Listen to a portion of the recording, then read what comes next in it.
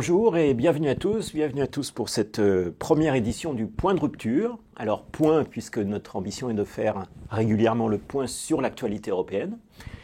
Et rupture puisque c'est bien sûr le nom de notre mensuel papier, qui existe depuis maintenant 4 ans sous ce nom, et en réalité qui a été la suite de Bastille République Nation, un mensuel né en 2000. Alors je dirais à la fin de l'émission quelques mots sur ce journal qui organise donc régulièrement désormais cette émission. Disons simplement que c'est un mensuel qui a pour ambition d'informer sur l'actualité européenne avec une ligne éditoriale radicalement eurocritique. Cette émission va donc accueillir 2 invités réguliers que je voudrais présenter maintenant. Alors Coralie Delhomme, essayiste, dernier livre paru, Questions sur l'Union européenne, plus une. Et qui a longtemps été blogueuse et qui est en l'occurrence spécialiste des questions de l'Europe. Merci d'être avec nous. Bonjour. Et Étienne Chouard. Alors Étienne Chouard qui est un blogueur, un citoyen constituant, qui milite pour que le peuple se réapproprie la politique. Il va nous dire ça un petit peu plus en détail. Et qui a connu une large notoriété d'abord au moment du référendum sur la Constitution européenne et pour le non. Et qui, dans la dernière période, a été l'un de ceux qui a beaucoup inspiré le référendum d'initiative citoyenne, très célèbre parmi les Gilets jaunes.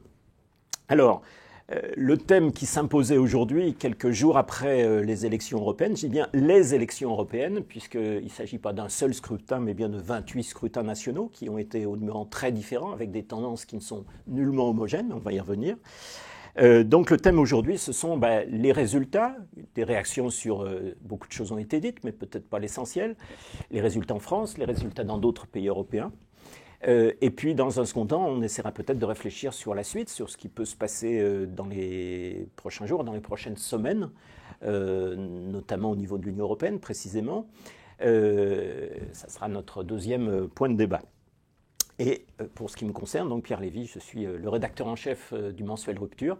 Et à ce titre, j'aurai la difficile tâche d'être à la fois débatteur et animateur.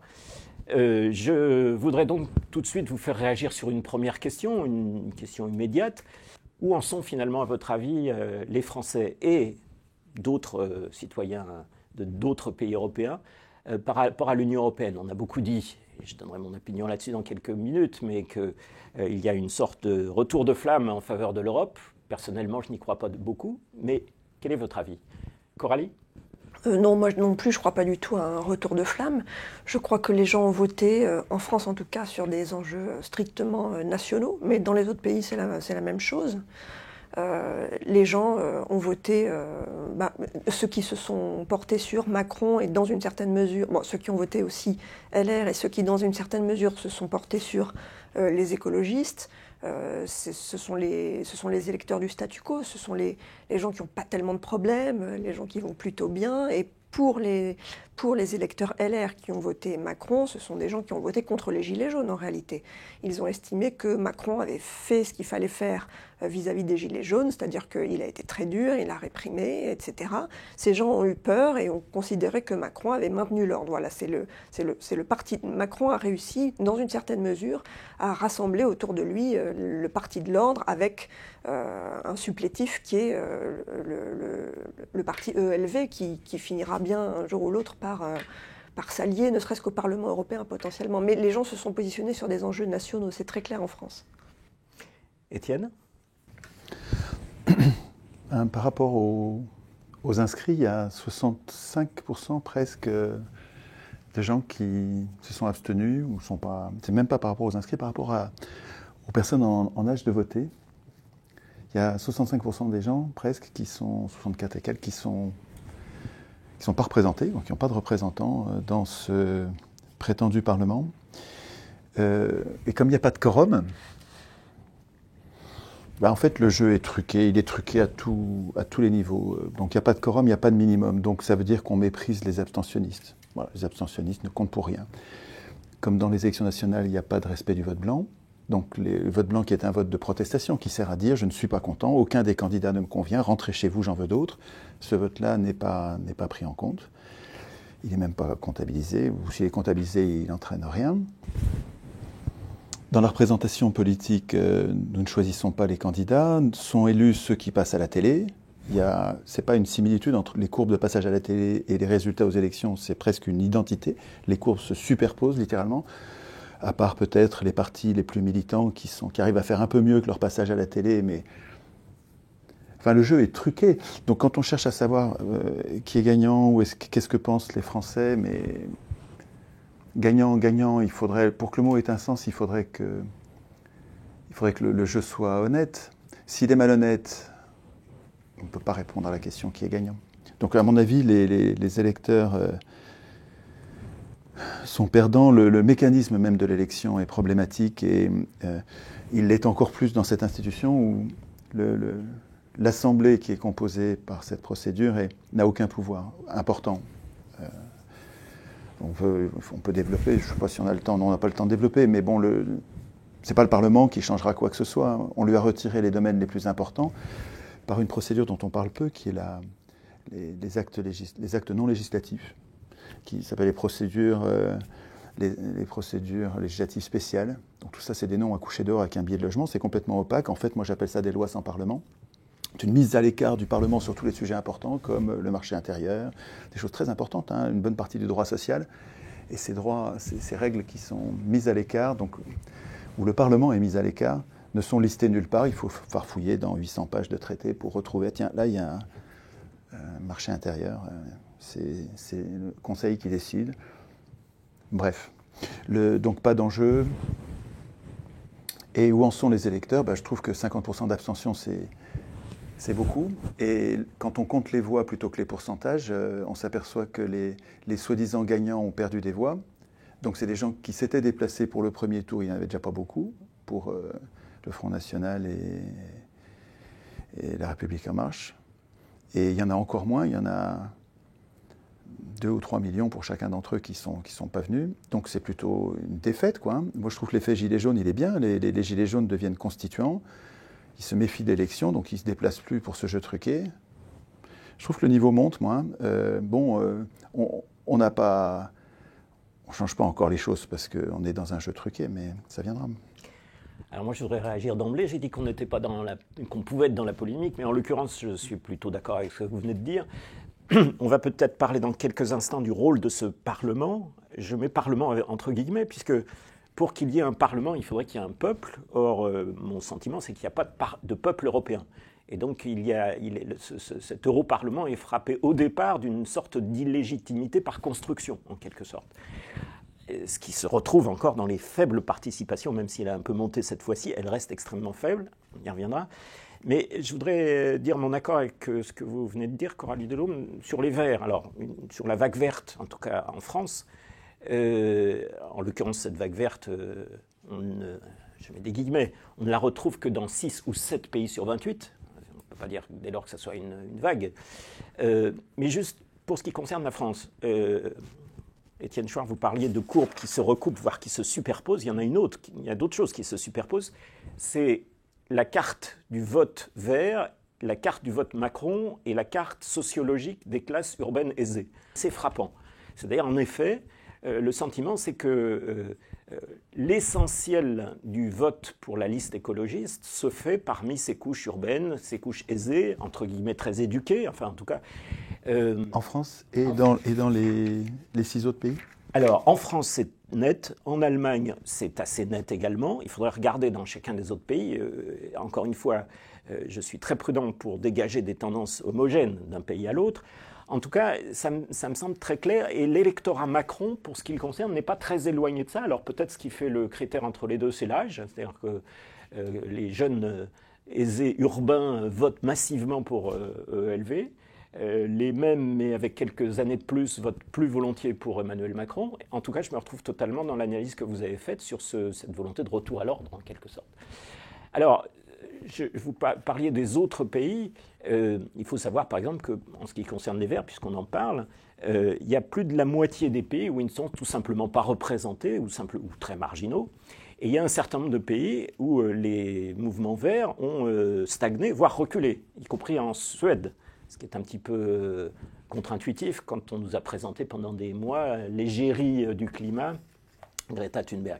Donc, il ne s'agit pas de nier les résultats. Il y a eu une forte progression en pourcentage des Verts même si elle est moins forte qu'en 2009, puisque Cohn-Bendit avait à l'époque atteint 16%, là ils en sont à 13,5%. En Allemagne, elle est plus nette encore.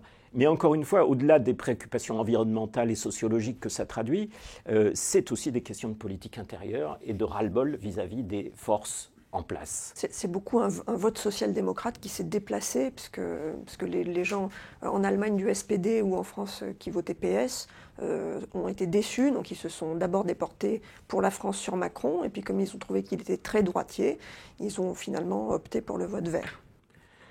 Je partage cette analyse, vous aussi Étienne ? Vraiment, je connais pas, et je dois dire que je m'intéresse pas au mouvement des partis politiques, parce que je les considère comme des voleurs de pouvoir et qui nous empêchent de faire de la politique. Donc, vraiment, les transferts de l'un à l'autre, vous avez sûrement raison. Mais bon, moi, en fait, je conteste le jeu lui-même que je trouve truqué. Donc, On peut contester le jeu et en analyser les résultats pour ce qu'il peut éventuellement déterminer de la suite. J'ai été frappé par il y a quelques jours, un éditorial du Monde qui usait de la méthode Coué en quelque sorte, ou de la pensée magique, en tout cas, qui prenait, à mon sens, ses désirs pour des réalités, en disant les gens sont votés, les Français sont venus voter plus massivement qu'il y a 5 ans. Encore une fois, c'est tout relatif. Et qui disait c'est peut-être le début donc d'un nouvel amour pour l'Europe, même si le mot amour n'était pas prononcé.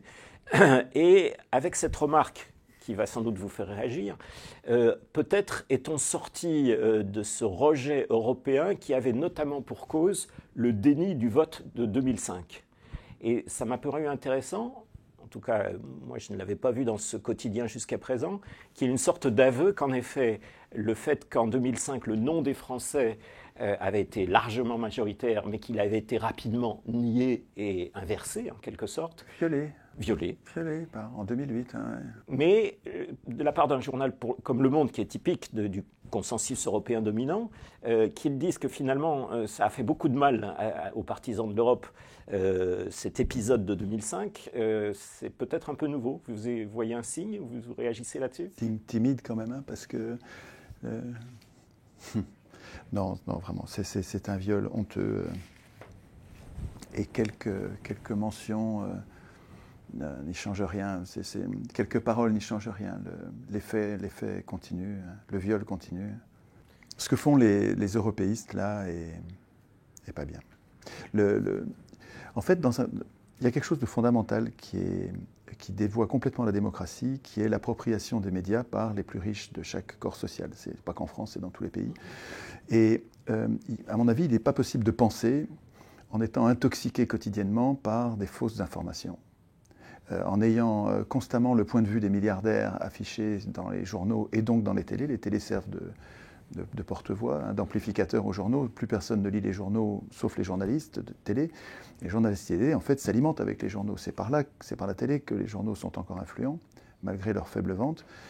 Et c'est pas normal que 9 milliardaires en France aient acheté tous les journaux du pays. Donc, je veux dire, les gens continuent à ne pas vouloir sortir de l'Union européenne parce qu'on leur répète ad nauseam toute la journée que l'Europe c'est bien, l'Europe c'est la paix, que ceux qui résistent à l'Union européenne, ceux qui contestent l'autorité de l'Union européenne sont des repliés sur eux-mêmes, des aigris, des xénophobes, des racistes, des gens d'extrême droite. Et si on le répète tous les jours, figurez-vous qu'il y a plein de gens qui ne sont informés que par là et qui le croient. Et Hitler n'avait pas la télé, sinon on l'aurait encore sur le dos. Le problème, c'est qu'on va avoir du mal à sortir de l'état antidémocratique qui s'est mis en place avec l'Union européenne avec des médias aussi menteurs, quoi, hein. Les médias mentent. J'appelle ça la Pravda des milliardaires. En fait, on a un seul journal qui donne l'apparence de la pluralité. Mais quand ils appartiennent à 9 personnes, dont le point commun est d'être très riches, je ne confonds pas l'intérêt des ultra-riches avec l'intérêt général. Et donc, je crois qu'on a un vrai problème quand on analyse l'opinion, mais qu'on oublie de dire qu'elle est intoxiquée quotidiennement. Coralie Delhomme, vous souhaitez réagir là-dessus, sur les médias ? Bon, c'est à la fois vrai et pas vrai, parce qu'il y a énormément de possibilités de s'informer via Internet, puis il y a des journaux qui sont différents. Il y a le Monde diplomatique qui marche très bien, il y a Marianne, il y a Rupture, évidemment. Voilà, je pense qu'il faut quand même... puis moi, je pense pas que les médias... Enfin, comment vous dire? Les journalistes, c'est pas la voix des milliardaires, en fait, c'est la voix de leur propre classe sociale. Il y a une espèce de fausse conscience... ils sont persuadés d'être du côté de l'ouverture, ils sont de l'ouverture au monde, ils sont persuadés d'être du côté du bien, ils sont persuadés d'être sympas. Donc ce qui s'exprime, c'est leur conscience de classe à eux. Ce ne sont pas des mensonges. C'est-à-dire que les journalistes du Monde sont européistes intrinsèquement, profondément, et ils ont l'impression de dire la vérité. C'est ça, en fait. Ça, c'est vrai. Mais Chomsky souligne le fait que on n'a pas besoin, les ultra-riches n'ont pas besoin du tout de donner des ordres aux journalistes. Il n'est pas question, ça se passe jamais comme ça. Jamais on donne une consigne à un journaliste, mais on recrute. C'est par le recrutement, en fait. Ceux qui ne sont pas conformes à l'idéologie européiste ne sont pas recrutés ou virés et ne sont en poste, finalement, que des gens qui ont cette idéologie. Vous avez raison. C'est pas que les ultra-riches le problème. Le socle électoral de Macron, c'est 23-25%. Donc c'est pas les ultra-riches, il n'y a pas 25% d'ultra-riches. Il y a un certain nombre de gens qui sont les gagnants de la mondialisation. Alors il y a ceux qui ont de l'argent, et puis il y a tout le panel des gens qui sont éduqués, des gens qui ont fait des études supérieures, des gens qui parlent plusieurs langues et qui sont à l'aise, qui se repèrent dans la mondialisation, qui travaillent un coup à Londres, un coup à Berlin. Tous ces gens-là... Mais ils représentent une minorité, quoi. Quoi, ces gens-là? Tous ces gens-là, une minorité, non? Les gens qui ont de l'éducation secondaire et qui parlent plus... Non, c'est un gros pourcentage de la population. Et ces gens-là sont à l'aise dans la mondialisation. Alors, ils ne sont pas forcément richissimes, mais ils se repèrent et ils sont les gagnants de la mondialisation. Et tous ces gens-là ont une façon d'appréhender le monde qui est relativement homogène et ils ne sont pas forcément tous des ultra-riches, loin de là. Ah ben non, je n'ai pas dit ça. Mais les journaux appartiennent aux ultra-riches. Alors, quand le 9 milliardaires. Oui, ça, je le sais. Ces questions sociologiques feront sans doute l'objet d'une prochaine émission. Je reviens, puisque vous avez parlé du poids des médias, mais aussi du poids des campagnes médiatiques. C'est-à-dire que ce n'est pas les médias seulement en eux-mêmes, il y a bien sûr tout le climat médiatique. Mais je rappelle les chiffres de participation. Pour la France, 50,1% à comparer aux 42% d'il y a 5 ans. Et au niveau de l'ensemble de l'Union européenne, 50,9% à comparer aux 43% précédents. Mais il faut avoir en tête que ça s'est passé dans un contexte où pendant des mois, des campagnes importantes se sont développées sur le thème c'est l'élection la plus grave qu'on ait vécue depuis des décennies, l'avenir même de l'Union européenne est en jeu, la peste brune est à nos portes. Et pour bien mesurer, peut-être tout le monde ne l'a pas vu, mais c'est la diversité de ceux qui ont incité à aller voter. Au secours, il faut aller voter. Il y a d'abord un grand nombre de grandes entreprises qui se sont adressées à leurs salariés pour les inciter à aller voter, en leur disant peu importe pour qui vous votez, mais allez voter. C'est particulièrement net en Allemagne, où par exemple le PDG de Volkswagen a envoyé une lettre personnelle à chacun des centaines de milliers de salariés du groupe. Ça a été vrai aussi pour Lufthansa. En France, ça existait aussi. Il y a eu par ailleurs un appel commun qui a été signé par des dirigeants syndicaux, et pas des moindres, dont le patron de la CFDT, Laurent Berger. Et le même appel a été signé, donc c'est un appel commun avec le patron du MEDEF, M. Roux de Bézieux. Donc c'est pas tous les jours qu'ils signent, enfin la CFDT un petit peu, mais en tout cas, il souhaitait frapper l'opinion en disant « nous nous rassemblons tous, il faut que vous alliez voter ». Et jusque aux archevêques de France, d'Allemagne, du Luxembourg et de Belgique qui ont fait une déclaration inhabituelle en commun pour dire « allez voter ». Donc il faut comprendre que dans ces conditions, encore un citoyen sur deux ne se déplace pas, n'est pas neutre du point de vue politique et du point de vue médiatique. Donc, moi, évidemment, ce n'est pas moi qui vais vous contredire sur le poids des médias dans la sphère idéologique. En même temps, ça n'est pas efficace à 100%, puisque malgré tout, beaucoup de gens résistent, non ? En n'allant pas voter. En n'allant pas voter notamment, mais aussi parfois en allant sur les ronds-points, puisque s'il avait fallu en croire les médias dominants, aller sur les ronds-points, vous classez dans la catégorie des violents et des antisystèmes. Mais en fait, dans le résumé que vous faites, vous dites voter, d'ailleurs c'est un mot qui est utilisé dans les dans les journaux, mais il me semble qu'on devrait distinguer voter et élire. On devrait avoir des mots différents pour le fait de décider ou le fait de renoncer à décider. Élire, c'est renoncer à décider quoi que ce soit. Et donc, il y a quelque chose de très...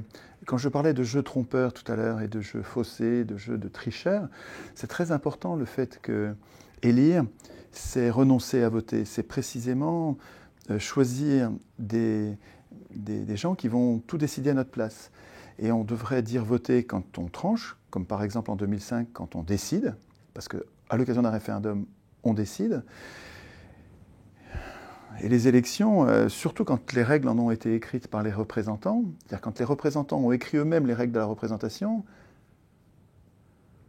c'est désespérant. Et c'est pour ça que les gens ne vont pas voter. On n'attrape pas les mouches avec du vinaigre, quoi, hein. Ils ont vécu des dizaines d'années de trahison de représentants qui n'ont pas de mandat impératif et qui font ce qu'ils veulent une fois élus, qui font souvent le contraire de ce qu'ils ont promis. Les gens sont dégoûtés de la représentation. C'est vraiment ce qui anime les Gilets jaunes le plus intensément, c'est cette détestation de la représentation à force d'être trompés. Et ce qu'ils sont en train d'apprendre, c'est qu'il faut qu'ils écrivent eux-mêmes les règles de la représentation. Et ça vaut aussi bien pour l'Union européenne. Moi, j'imagine très bien un système qui, au niveau européen, arriverait à nous représenter correctement. Simplement, il faut que ce soit nous qui écrivions les règles. Il faut que ce soit les représentés qui écrivent les règles de représentation. Alors que pour l'instant, ce sont à nouveau des représentants qui ont écrit les règles et qui se sont mis littéralement hors de portée de tout contrôle des citoyens. Donc, Coralie, vous vouliez réagir sur ce point ? Qu'on écrive nous-mêmes les règles de représentation. Qu'on écrive nous-mêmes. En réalité, on écrit toujours par l'intermédiaire de représentants. Je veux dire, il n'y a pas 66 millions de personnes qui vont écrire la Constitution. D'ailleurs, je veux dire, il n'y a pas de... Moi, je suis favorable à la démocratie représentative parce que j'imagine pas d'autres systèmes qui puissent fonctionner. De toute façon, même dans les groupes informels, il émerge toujours des représentants. Dans les Gilets jaunes, il y a un certain nombre de figures médiatiques qui ont émergé. Voilà.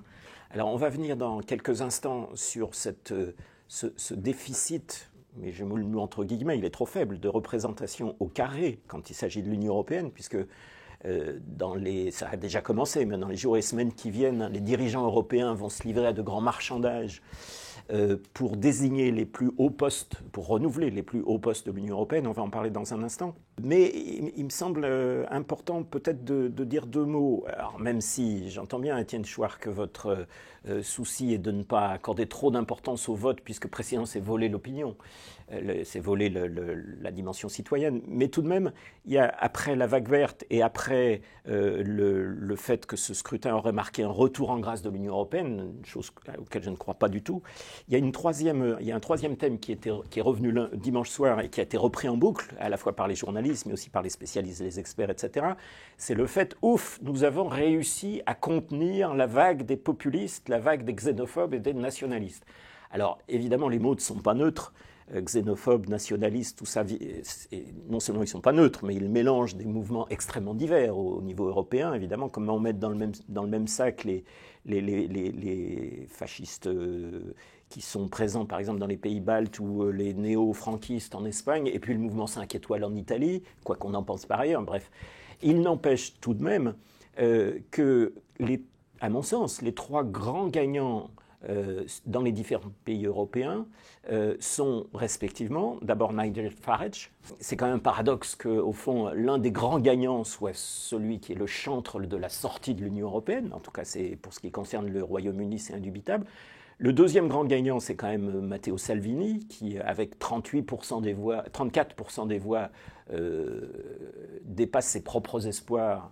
Et donc, ça n'est pas sans influence, ni évidemment sur la politique italienne, ni sur ce qui va se passer au niveau européen, parce que l'Italie n'est pas n'importe quel pays au niveau européen. Et puis, c'est quoi qu'on en pense par ailleurs, c'est le Premier ministre hongrois, Viktor Orban, qui, avec plus de 52% des voix après 10 ans de pouvoir, en quelque sorte, nargue nombre de ses pairs au Conseil européen qui lui donnent des leçons en ayant 4 fois moins de voix que lui. Et donc ces trois personnages, encore une fois, qui ne sont personnellement pas mes héros, en tout cas pour les deux derniers cités, ces personnages sortent comme les grands gagnants du scrutin et ne passent pas pour des chantres de l'Union européenne bruxelloise, si je puis dire. Ils sont même la bête noire de la Commission. Et de ce point de vue-là, le message qu'on peut entendre après ces élections européennes, c'est d'abord et avant tout celui-là, même s'il y a d'autres forces qui ont également remporté des résultats majeurs. Peut-être vous souhaitez réagir? Oui, c'est l'expression d'un désir de réappropriation dans un certain nombre de pays. Ce sont des politiques qui ont mis, qu'on le veuille ou non, la souveraineté nationale. Alors la manière de l'exprimer n'est pas forcément celle qu'on préférerait, mais qui ont mis quand même la souveraineté nationale au cœur de leur discours. Et concernant la Grande-Bretagne, on nous avait dit qu'il fallait organiser un second référendum parce que les Britanniques regrettaient leur choix, etc., etc. Et manifestement, c'est pas ce qui se passe. Manifestement, voilà, les conservateurs se sont fait étriller parce que ils ont été insuffisamment offensifs et qu'ils n'ont pas réussi, et Theresa May n'a pas réussi à faire ce qu'elle avait promis de faire, c'est-à-dire à réaliser le Brexit. Voilà, elle s'est montrée trop molle au sens de ceux qui ont voté pour Farage. Et puis les travaillistes ont été relativement minables en fait, parce que les travaillistes, ils ont essayé de faire... Un certain nombre d'entre eux sont favorables au Remain, ont essayé de faire capoter le Brexit, mais un certain nombre d'autres auraient très bien pu voter l'accord de sortie de Theresa May, mais ils ont préféré faire de l'obstruction pour pouvoir provoquer sa chute et des élections anticipées en espérant les gagner. Donc les travaillistes sont sanctionnés pour ça aussi. Ils n'ont pas joué le jeu d'un accord doux, alors que ils auraient pu, un certain nombre d'entre eux auraient pu voter l'accord de May. Voilà. Donc, ce qu'on risque d'avoir aujourd'hui en Grande-Bretagne, c'est très probablement un chef du gouvernement qui soit un Brexiteur dur, que ce soit Johnson ou un autre, et à ce moment-là, on risque de s'acheminer vers un Brexit sans accord, ce qui n'est pas une bonne solution ni pour la Grande-Bretagne, ni pour l'Union européenne, parce qu'il y a quand même des flux commerciaux qui sont très intenses, et ça va nécessairement secouer. Bon, après, moi, je pense que la Grande-Bretagne, une fois sortie, finira par se réorganiser et par s'en sortir bien mieux qu'on ne le croit. Mais en tout état de cause, la France n'a pas intérêt à ce Brexit dur, par exemple. Parce que la France est un pays qui a très peu d'excédents commerciaux, qui dégage très peu d'excédents commerciaux avec peu de pays du monde. Et la Grande-Bretagne se trouve être le seul grand pays avec lequel la France est en excédent commercial. Donc on va y perdre, voilà. Et Macron, qui a tenu un discours très dur, bien plus dur que celui de Merkel, qui a souhaité aller au conflit avec les Britanniques, a tort, parce que la France a des plumes à y perdre. Les Allemands, eux aussi, parce que c'est un pays qui est très exportateur. Tout son modèle est organisé autour des exportations, mais eux, ils ont compris qu'ils n'avaient pas intérêt au Brexit dur. C'est pour ça que Angela Merkel a été plus souple sur la fin et que récemment, il a commencé à apparaître des divergences entre Macron et Merkel qui avaient pourtant, au départ, joué l'unité. Étienne Chouard, vous voulez réagir sur la Grande-Bretagne? Ça nous fera une prochaine émission de Brexit. Intéressant ce que dit Coralie, hein, toujours. Quand la propagande nous dit on a réussi à contenir les populistes, enfin, oui, une fois de plus, le mot populiste est pris comme une insulte, alors que quand un populiste s'occupe du peuple, comme un pianiste s'occupe de son piano, comme un dentiste s'occupe des dents, enfin, c'est pas mal de s'occuper des intérêts du peuple. Hein. Et populiste, ça a longtemps, dans toute la tradition américaine au départ, était un beau mot. Enfin, populiste, c'est pas un gros mot. Enfin, c'est un gros mot pour les voleurs de pouvoir, pour les ennemis du peuple, mais pour le peuple, le mot populiste, ça ne devrait pas être... Enfin, pour moi, utiliser ce mot comme une insulte, c'est un peu un aveu de crainte, de démophobie. Et quand on me parle de nationalistes en disant on a réussi à contenir les nationalistes, moi je vois l'européisme comme un nationalisme, à plus grande échelle simplement, mais je vois pas du tout... je ne les vois pas du tout comme autre chose que des nationalismes, hein, tous ceux qui sont en train de défendre l'Union européenne. Et les fascistes, ça c'est des gros mots. Ce serait utile, il faudrait qu'il y ait un débat public, à mon avis, sur qu'est-ce que signifie gauche et droite. À mon avis, les mots ont un sens, devraient avoir un sens, et ces mots-là sont importants. Au moment de la Révolution française, au moment où ils sont apparus, hein, c'était la gauche à droite de l'Assemblée, il y avait ceux qui étaient partisans du roi qui étaient à droite, et ceux qui étaient partisans du tiers-État qui étaient à gauche Donc ceux qui défendent le peuple, donc ceux qu'aujourd'hui on appelle des populistes avec mépris, étaient la gauche. Et puis les privilégiés, le petit nombre qui cherchait à défendre les privilèges, étaient à droite. Et puis les élections sont arrivées, donc les marchands ont mis en place le mécanisme de l'élection et ils se sont aperçus qu'on gagnait plus les élections en se disant de gauche, en se disant démocrate, en se disant progressiste, en se disant radical. Et qu'il suffisait de le dire, qu'on était démocrate pour être élu. Il suffisait de dire qu'on est de gauche pour être élu. Voir le PS, ça devient une caricature. Donc les partis de la droite la plus dure, c'est-à-dire que les ennemis du peuple, des gens qui détruisent la Sécu, des gens qui détruisent le droit du travail, les gens qui... ont des politiques antisociales comme l'Union européenne, qui est vraiment un projet antisocial, se disent de gauche. Mais alors, le problème, c'est que, comme ils mettent les mots à l'envers, quand on utilise gauche pour parler de parti de droite, on a mis des mots littéralement à l'envers et ça devient difficile de penser à l'endroit. Donc, les gens d'extrême droite, pour moi, Macron est d'extrême droite. Macron, il fait partie des pires ennemis du peuple. Ce gars-là est en train de trahir la patrie, et donc le peuple, au dernier degré. Donc, il est ce qu'on devrait appeler la droite dure. Alors bon, je sais bien, on a changé le sens des mots et on appelle extrême droite les racistes. Le problème, c'est que quand on se bat contre le racisme, on ne se bat plus contre le capitalisme et l'oppression, la domination. Donc c'est un tour de passe-passe important, la déformation du mot gauche-droite. Et bon, moi je veux bien qu'on change de convention, mais il nous manque un mot pour décrire la malfaisance des gens comme Macron et des européistes. Il ne manque pas de mots, c'est le parti de l'ordre, c'est ce qu'on appelait au C'est bien, parti de l'ordre, c'est un bon mot. Voilà, c'est un bon mot, ça.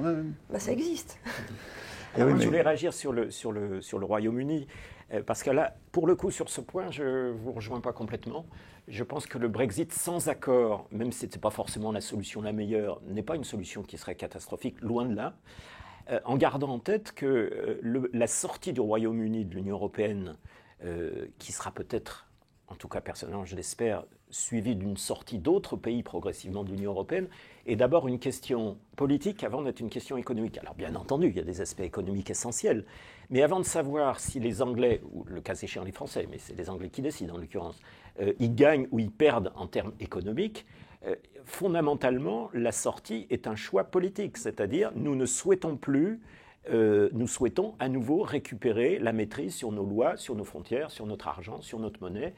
Et c'est ça. Et j'allais dire, quoi qu'il en coûte. Alors évidemment, il se trouve que, en plus, si on voulait faire un programme véritablement social, comme Corbyn par exemple, qui dit vouloir faire des avancées sociales importantes, ces avancées sont impossibles dans le cadre de l'Union européenne. Mais elles sont interdites. Mais j'allais dire, c'est d'abord la question politique qui compte. Et de ce point de vue-là, j'attire votre attention, je ne sais pas si vous avez vu, il y a tout récemment une déclaration de Jean-Claude Juncker, l'actuel président de la Commission européenne, sortant, on va en parler dans un instant, qui a dit évidemment, bon, pour le Brexit, au point où on en est, on n'y peut plus grand-chose, on est spectateur. Moi, personnellement, a dit Juncker, je serais pour qu'il y ait un second référendum, ce qui me semble improbable au demeurant, et d'autant que le Brexit aura lieu. J'en suis totalement convaincu. Mais Juncker a dit, même si on fait un deuxième référendum, je ne suis pas convaincu que le résultat soit différent de celui du premier. Et que Juncker dise ça est quand même extraordinaire, quand même, alors qu'il nous avait expliqué qu'il suffit de reconsulter le peuple pour bien voir qu'en fait, il s'était trompé une première fois, comme souvent, et que maintenant, ils sont revenus à la raison.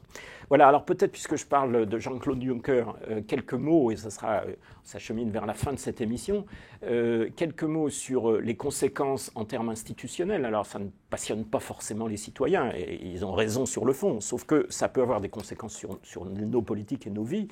Il y a donc un grand marchandage qui s'amorce pour renouveler le président du Conseil européen, qui est actuellement M. Donald Tusk, le Polonais, le président de la Banque centrale européenne, le président du Parlement européen, qui n'en est pas un, le ou la responsable des affaires étrangères et différents autres postes. Au sein de l'Europarlement, il y a des commissions, des vice-présidences, etc. Donc il y a un immense marchandage qui se met en place avec le poste le plus en vue, qui est celui de présidence de la Commission. Alors je rappelle que institutionnellement, c'est le Conseil européen, qui s'est d'ailleurs réuni le 28 mai dernier, qui va se réunir en juin à nouveau, qui désigne son candidat, et c'est le Parlement européen qui est censé l'adouber, voter pour ou éventuellement contre.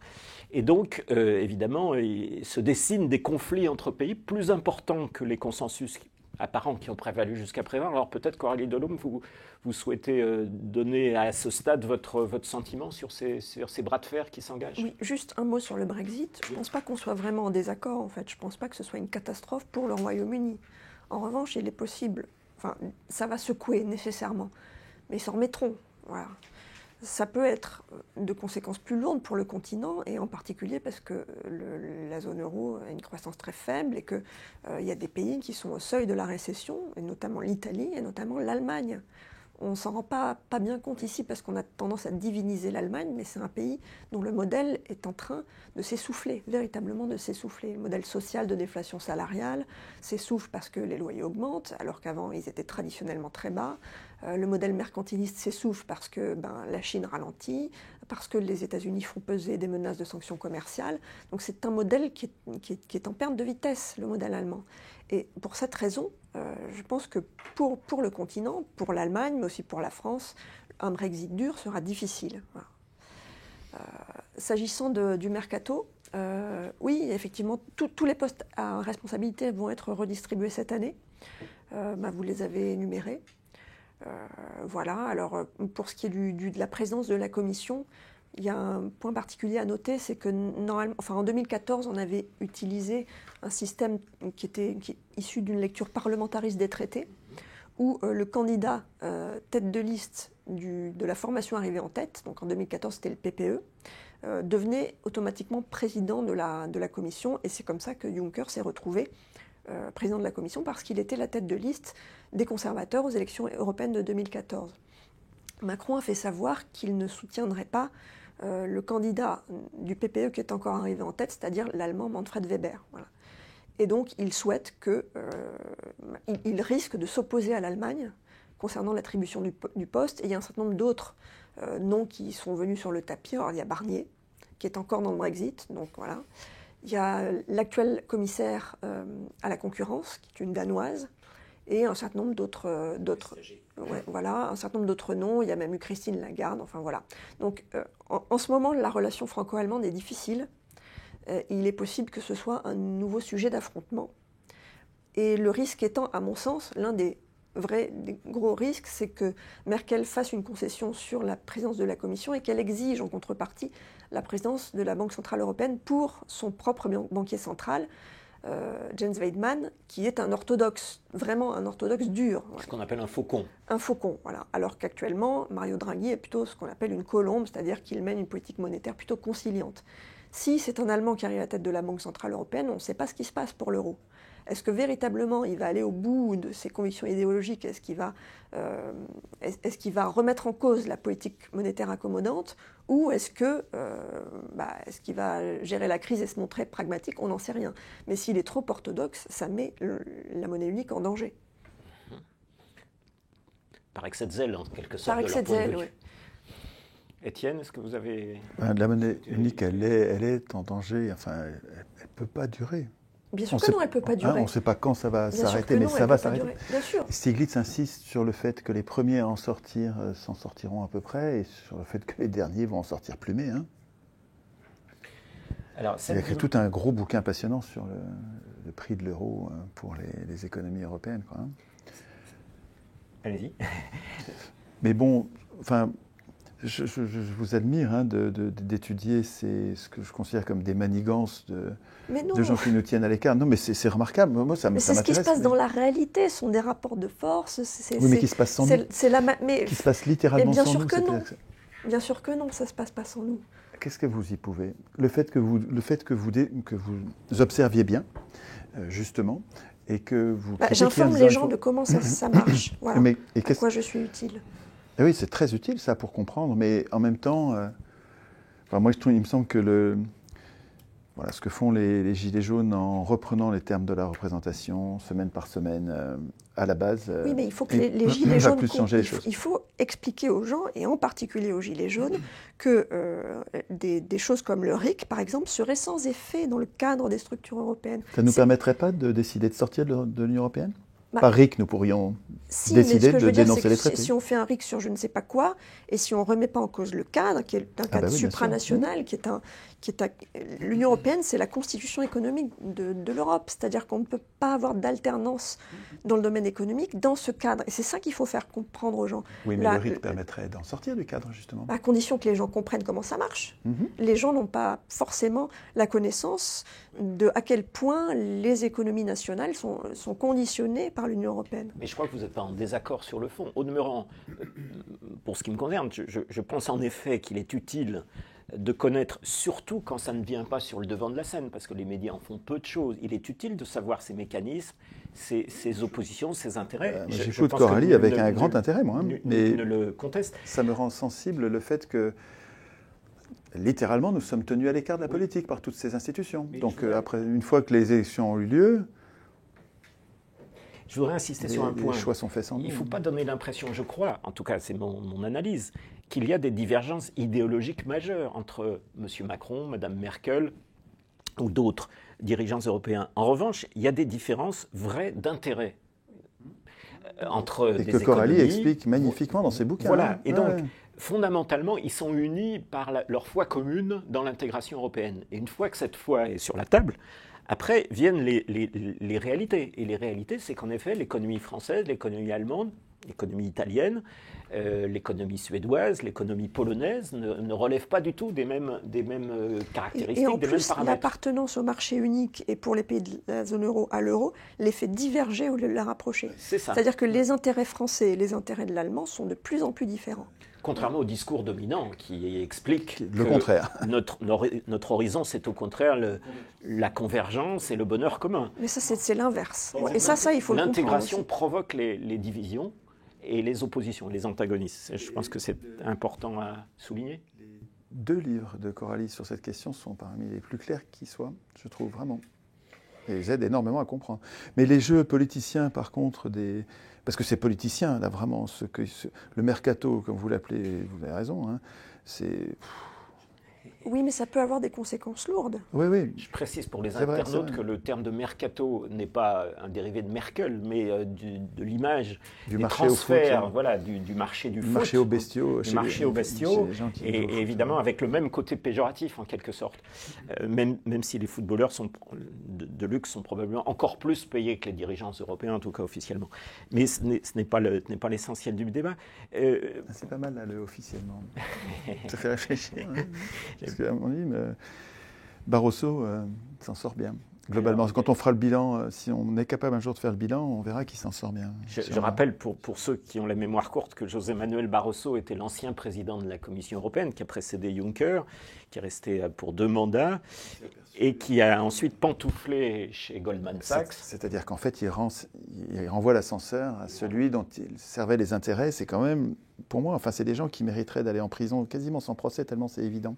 La corruption active dont ils font l'objet, c'est une corruption différée. Tony Blair a fait la même chose. En sortant de son poste, il est allé émarger, je crois que c'est chez Morgan, oui, je sais pas. Pour 1 million d'euros à rien faire. Il n'y a même pas besoin d'aller dans son bureau. 1 million par an. Ça, pour moi, c'est de la corruption active, quoi, hein, je veux dire, et nous n'avons pas d'institution, ni en France, ni en Europe, nous n'avons aucune institution pour résister à ces malversations gravissimes, quoi, hein, je veux dire, là, on est dans, à mon avis, des choses très, très graves, quoi, hein, et on n'a rien pour résister. Donc il nous faut des institutions, il faudrait changer le cadre. Puisque vous évoquez le regretté Anthony Blair, je ne peux résister au plaisir de rappeler qu'il y a eu une sorte de révélation il y a quelques semaines de ça. Alors, ce n'est pas un événement majeur, mais tout de même le fait que la Commission ait cherché à le dissimuler ou en tout cas à le sous-estimer. Il y a eu une rencontre dans les couloirs, enfin dans un petit bureau dans le cadre de Davos, du Forum économique mondial qui s'est tenu cet hiver, une rencontre discrète entre M. Blair et M. Soros. Et l'ordre du jour discret, puisqu'il ne s'agissait pas évidemment d'une réunion officielle, c'était comment faire en sorte de provoquer un 2e référendum au Royaume-Uni. Il y a eu cette révélation. Alors, au fond, ça n'apprend rien à personne, mais ça montre en quelque sorte un peu le dessous des cartes. Puisqu'on se dirige vers la fin de l'émission, je voudrais évoquer d'un mot un sommet européen dont personne n'a parlé, parce qu'il n'a vraiment intéressé pour le coup personne. C'est celui qui s'est tenu le 9 mai dernier à Sibiu, alors une ville roumaine. C'est la Roumanie qui tient actuellement la présidence semestrielle de l'Union européenne. Et ce sommet avait été initialement prévu le 29 mars parce qu'il s'agissait pour les 27 de se dire, certes, le Royaume-Uni est parti, mais on est encore plus unis et on ouvre des horizons radieux. Alors, évidemment, du coup, il y a eu du retard pour les raisons qu'on examinera dans une prochaine émission au Brexit, qui se fera. C'est à ce sommet-là que Merkel et Macron se sont explicitement confrontés sur le Brexit. Alors, absolument, ils se sont confrontés sur le Brexit, mais le sommet à l'origine était un sommet consensuel pour fêter l'Europe. D'ailleurs, ils ont repoussé la date au 9 mai, officiellement la fête de l'Europe. Et ce que personne n'a remarqué au-delà des photos convenues, c'est qu'il y a eu une déclaration. Et une déclaration d'où il est sorti que les 27 présents prenaient 10 engagements. Et les petits malins ont même parlé des 10 commandements. Et parmi ces commandements, d'ailleurs, c'est « Nous protégerons nos citoyens, nous assurerons leur sécurité en investissant dans notre pouvoir de convaincre et dans notre pouvoir de contraindre ». Donc il fallait le dire aussi. Et par ailleurs, un autre engagement est d'intensifier les investissements de l'Union européenne en matière de défense et de renforcer la coopération, y compris avec l'OTAN. Donc il y a un certain nombre de choses comme ça. Mais le plus drôle, si je puis dire, ou le plus triste, ou le plus grave, c'est qu'en conclusion de cette déclaration, les 27 chefs d'État et de gouvernement ont écrit, je cite, « Les décisions que nous prendrons respecteront l'esprit à la lettre de ces 10 commandements. Tel est notre engagement pour les générations futures. » Et ça se passait 3 semaines avant les élections européennes. C'est-à-dire qu'ils s'engagent le 9 mai à aller dans le sens des engagements qu'ils prennent ce jour-là, quel que soit le résultat des élections européennes, et évidemment, a fortiori, quel que soit le résultat des élections nationales qui peuvent se passer. C'est-à-dire, on s'engage à l'avance, et ensuite on dit aux gens, c'est important, allez voter. Je crois que ça définit en quelque sorte ce qu'on pourrait qualifié de démocratie à l'européenne. Alors, d'un mot, si vous voulez réagir là-dessus, ou pour conclure pour ce qui vous concerne, et puis on va clore l'émission pour aujourd'hui. Ce que ces engagements suggèrent, pour moi, c'est que l'élection donne le pouvoir, mécaniquement, donne le pouvoir aux meilleurs menteurs, et que ça isole parmi nous les pires. Platon disait, il y a 2500 ans déjà, que ce qui peut arriver de pire à une société, c'est de donner le pouvoir à ceux qui le veulent. Il y a d'autres procédures que l'élection. Or, l'élection, précisément, donne le pouvoir à ceux qui le veulent. C'est-à-dire que nous adorons une procédure, la procédure de notre dépossession politique. Le problème, c'est que nous l'aimons. Nous avons été conduits par notre éducation et par notre environnement. Nos parents nous ont dit, nos profs nous ont dit, les livres et les journalistes, la télé nous a dit que la démocratie, c'est l'élection, que notre liberté, c'est l'élection, alors que c'est la procédure même de notre impuissantement politique et qui porte au pouvoir les pires et hors contrôle. En plus, nous les laissons écrire eux-mêmes les règles de l'élection. Encore, j'arrive à imaginer une élection, et j'aimerais bien en parler avec Coralie d'ailleurs, quelles sont les règles, comment pourrions-nous modifier les règles de l'élection pour que nous n'en ayons plus rien à craindre, ou pas au moins. Mais tant que ce sont les élus qui écrivent les règles de l'élection, je pense qu'il n'y a rien à tirer du régime dans lequel on vit, puisqu'on est vraiment impuissanté. Donc j'entends ces discours, toutes ces promesses, alors qu'ils s'organisent pour que les mandats n'aient aucune force contraignante et qu'ils puissent ensuite faire ce qu'ils veulent sans aucune punition. Tout ça est un jeu de dupes dont il est urgent de sortir en devenant constituant. Mais c'est en route, hein, c'est en route, les ateliers constituants se multiplient dans le pays.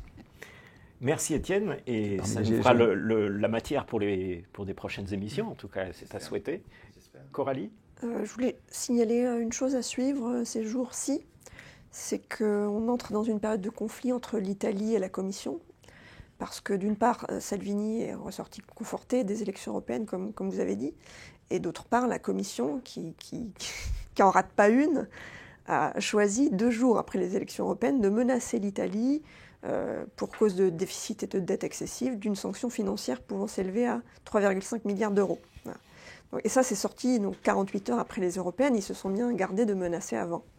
Ce qu'il y a, c'est que Salvini ne l'a pas très bien pris, et comme il se sent conforté, il agit en fait.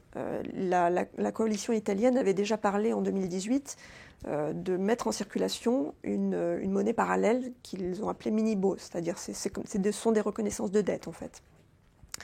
Ils ont remis ça sur le tapis en réaction à ce qu'a dit la Commission, Et une motion a été votée à l'unanimité au Parlement italien. À l'unanimité, moi je trouve ça très, très spectaculaire. Une motion visant à permettre au gouvernement, s'il le souhaite, de faire une loi permettant la mise en circulation de cette monnaie parallèle avec laquelle les administrations publiques italiennes éteindraient leurs dettes. Ça, c'est fichtrement important. Donc, ça n'est qu'une motion, donc c'est l'autorisation donnée au gouvernement de faire une loi. Est-ce que la coalition italienne va le faire ou est-ce qu'elle va s'en servir simplement pour intimider la Commission? On ne sait pas.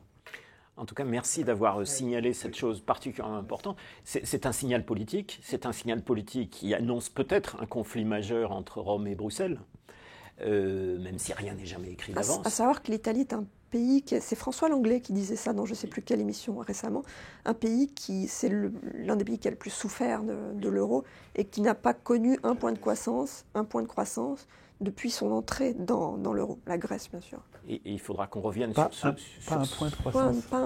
ce pays qui est évidemment essentiel, qui est un pays fondateur de l'Union européenne et dont le peuple était il y a encore quelques années décrit comme extrêmement europhile, il y a encore quelques années, et qui aujourd'hui est peut-être le futur maillon faible, entre guillemets, même si en la matière les prévisions sont difficiles, mais qui peut-être est le prochain maillon faible et le prochain problème de l'Union européenne. Peut-être on peut expliquer ce que vous disiez au début quand vous parliez de la différence de performance entre ceux qui veulent sortir, les eurocritiques et les autres, dans d'autres pays et pas chez nous. Chez nous, les Frexiteurs ont de très mauvais résultats. Est-ce qu'on peut relier ça aux médias? Est-ce qu'il n'y a pas en Angleterre plus de médias Brexiteurs alors que nous n'en avons presque aucun? L'Angleterre, c'est particulier parce qu'ils n'avaient pas l'euro, donc c'est beaucoup, beaucoup moins indolore pour eux. C'est plus facile de sortir, oui. Mais en Italie, il n'y a pas une presse qui est plus... ils ne sont pas Frexiteurs, en fait. La coalition italienne ne plaide pas pour le Frexit. Non, ils sont dans une optique de rapport de force, éventuellement d'obtenir des largesses, mais pour l'instant, ils ne parlent pas de sortie. Et Orban non plus. Orban, pas du tout. En réalité, la sortie de l'Union européenne se fera pour les pays successivement de manière très différente les uns des autres. Le Royaume-Uni était déjà un cas particulier, compte tenu de son histoire et de sa géographie. Je pense qu'en réalité, les sorties successives se feront par l'exacerbation des contradictions internes. Donc c'est difficile à prévoir. Je me réjouis de nos prochaines émissions sur l'Italie, sur le Royaume-Uni, sur la Hongrie. Il est à noter qu'il n'y a au fond aucun dirigeant européen actuel qui ne souhaite sortir de l'Union européenne, même s'ils parfois ils prennent des pauses eurocritiques et qu'ils cristallisent des votes de gens qui veulent sortir mais sans eux-mêmes vouloir sortir. Les Polonais ou les Hongrois, les dirigeants polonais ou les dirigeants hongrois ne sont pas spécialement favorables ni enthousiastes à l'idée de sortir de l'Union européenne, ne serait-ce que par les dizaines de milliards qui sont déversés de fonds communautaires pour ces pays, alors pas pour les populations, mais pour les grands groupes. Donc tout ça est complexe, ça nous fera l'objet de prochaines émissions. Je pense que les sorties se feront de manière furtive. C'est-à-dire que s'il y a une monnaie parallèle en Italie qui se met en place, c'est un premier pas. Mais à aucun moment, ils ne vont dire « nous sortons ». De façon marquée, ouais. Alors, donc, je suis obligé maintenant de conclure l'émission avec ce suspense sur la manière dont les prochains pays sortiront et qui fera l'objet de nos prochains échanges dans 15 jours, puis dans un mois. Je voudrais remercier évidemment tous ceux qui nous ont écoutés en signalant donc que si cette émission vous a plu, vous aurez encore plus grand plaisir à vous abonner, à lire notre mensuel Rupture, donc avec cette ligne radicalement eurocritique, mais d'abord et avant tout avec ce souci d'information pour être au courant d'enjeux qui ne sont pas toujours mis en avant sur la place publique, d'éléments comme ceux que vient de citer Coralie, c'est un exemple mais il est frappant, de choses qu'on ne sait pas forcément et beaucoup de nos lecteurs souvent nous font comme compliment de dire on lit des choses ici qu'on ne lit pas forcément ailleurs. Voilà, donc sur notre site, vous avez toutes les possibilités pour vous abonner. En tout cas, merci à tous de nous avoir écoutés et je vous souhaite une bonne fin de journée. À dans 15 jours. Merci de votre invitation.